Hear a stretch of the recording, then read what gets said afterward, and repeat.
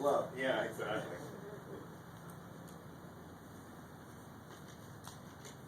As we just heard, we knew my grandfather as Peter Giorgiani, and he was actually born as Pietro Giorgiani.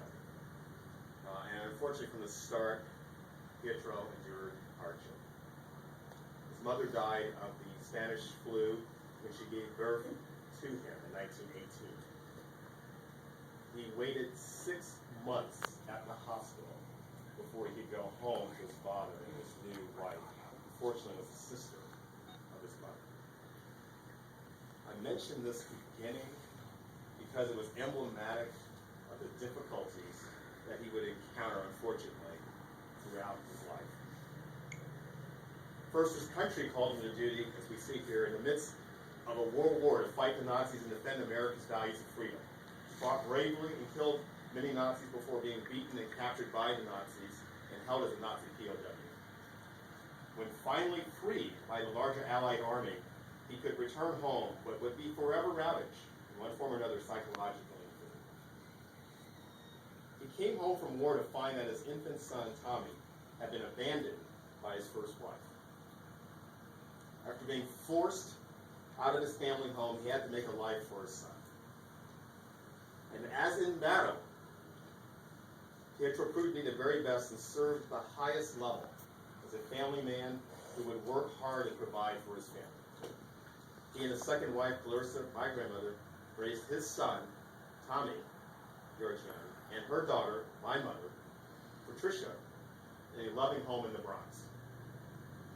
And I learned of the skills as a father, grandfather figure firsthand for the first 7 years of my life.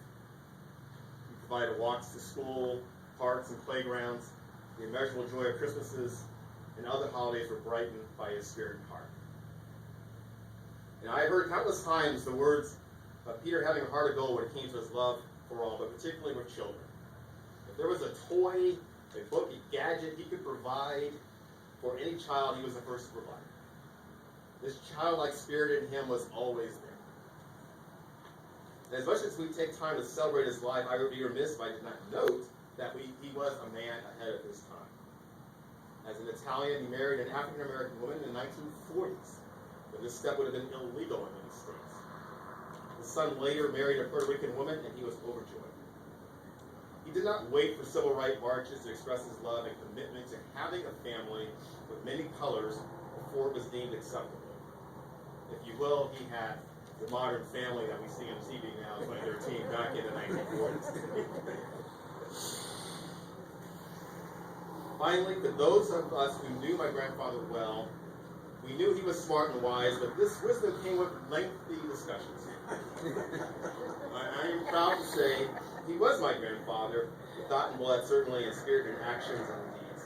And I knew, like all of us, taking his strengths as well as his weaknesses.